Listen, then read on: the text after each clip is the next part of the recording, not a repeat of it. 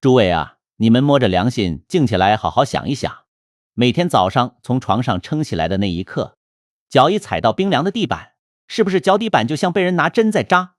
足底筋膜炎发作了，痛得眉头皱起来，偏偏又没办法不走到镜子前面，习惯性伸出舌头看一看，上头白白厚厚一层舌苔，像铺了一层化不开的霜，刷牙的时候还会干呕，喉咙里头老是卡着一口痰，咳也咳不出来，咽也咽不下去。早餐好不容易吃完了，明明才刚起床，坐在沙发上看个新闻，眼皮却重得跟灌了铅一样，昏昏沉沉，还没到9点就想倒回去睡。出门买个菜，走没2步路，双腿就发沉，像绑了2袋沙，脚就是抬不动。到了下午，肚子胀得鼓鼓的，那一圈小腹肉不管怎么减就是减不掉，腰围年年增，裤子年年换，去厕所解便，大便黏黏糊糊的，冲水冲了好几次都冲不干净，每次出来心里都不舒服，晚上睡前腰酸背痛，翻来覆去睡不安稳，隔天早上爬起来，整个人还是累得半死，好像昨晚根本没睡一样。诸位啊，你是不是觉得这些画面非常非常熟悉，每一条都说中了你的日子？你带着这些苦，跑去大医院挂号，排了2个小时的队，好不容易坐到医生面前，你跟他说，医生啊，我最近全身没力，腰酸背痛，手脚发沉，是不是哪里坏掉了？西医帮你抽个血，照个 X 光，翻了翻报告，用一种很淡定的表情看着你说，阿公阿嬷，你这些指标一切正常，没有大问题，你觉得累是因为年纪大了，器官自然退化，这是正常的老化现象，你这是缺乏维他命 B 群，你这是骨质疏松，回去多买几颗钙片，保健食品多补一补，好好休息就好了。然后3分钟看诊结束，开了一包维他命，叫你下1个月再来追踪。你带着一肚子疑惑走出医院，心里想，难道我这辈子就只能这样了吗？就只能一直累下去吗？诸位啊，千万不要被西医这种老化论给骗了，他们只会盯着机器上的数字看，根本没在看你这个活生生的人。腰酸背痛，手脚无力，整天昏沉，这些明明是你的身体在拼命呐喊，在跟你说里面出了大问题，结果西医只会把全部的事情推给老化和遗传，叫你买药吃，站买保健品补，从来不去追根究底问为什么。这种做法说难听点就是在乱搞，是在让你越来越虚，越来越离不开药罐子。我们中医讲千寒易去，一湿难除，湿气才是万病之源。你的身体不是老了，是湿透了，是你每天每顿饭都在亲手把湿气往自己嘴里送。那什么叫做湿气？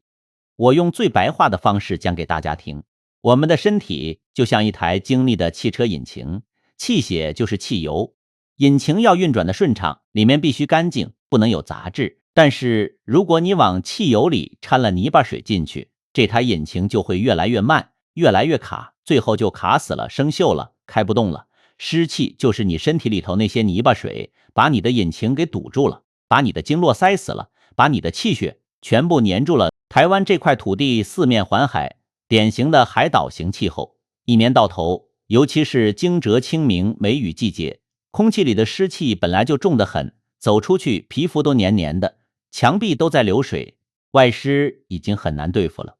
但是更可怕的是，你们每天还在吃错的食物，从肚子里头制造内湿，内湿加外湿，里应外合，内外夹击，你的经络能不堵死吗？中医说湿性重浊，湿气往下走，所以你的腿会肿会沉，走路像绑着沙袋。湿性粘滞，所以你的大便会粘马桶，你的病会缠缠绵绵，怎么治都治不好。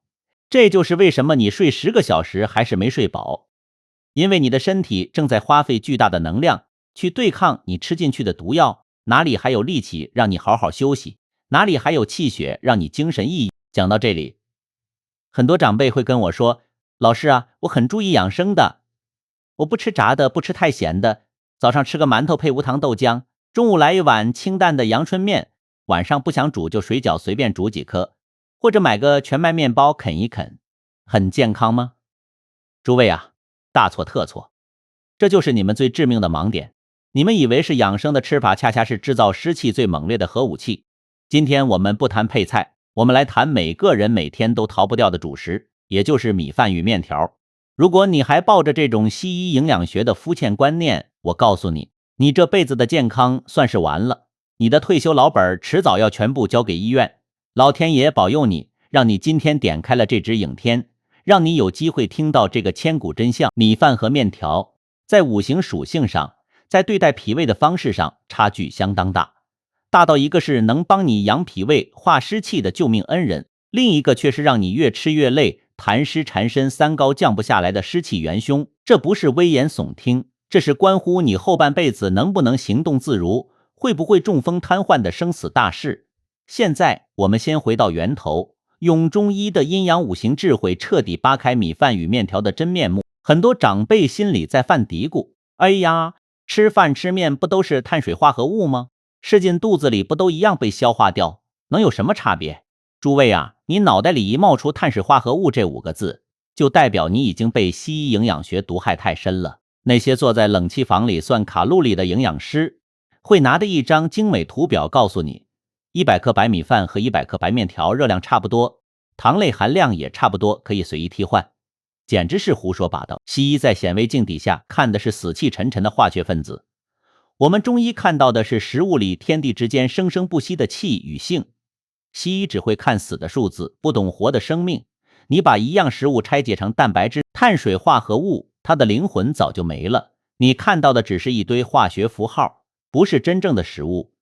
我们先来看米饭，也就是台湾人常吃的蓬莱米，学名叫水稻。诸位回想一下，水稻种在哪里？是不是种在一大片水田里面？脚下全是泥巴，水从发芽到结出稻穗，好几个月的时间都泡在水里。你用脑筋想一想，一根植物几个月泡穗，好几个月的时间都泡在水里精华，又具有统御水液，为什么不会发霉？因为水稻天生就带着极其强大的化湿能力，它吸收了土地五行属土的精华，又具有统御水液，五行属水的阳气，它能在水里活下来，就代表它懂得如何化解多余的水分，如何把湿气转化成生机。中医讲同气相求，当你把这碗带着强大化湿之气的白米饭吃进肚子里，它进到了你的脾胃，脾胃五行属土，土能克水，这碗米饭不但截取它进到了你的脾胃，脾胃帮你把身体里那些陈年的泥巴水、老废物质顺着气血循环变成汗水，变成尿液排出去。所以老一辈的人，你们的阿公阿祖以前做农的时候，中午在大树下搬了3大碗白饭，配点咸菜，下午继续顶着大太阳，夏天力气大得很，腰杆子挺他的一半，强健脾胃啊。我们再来看面条的真面目。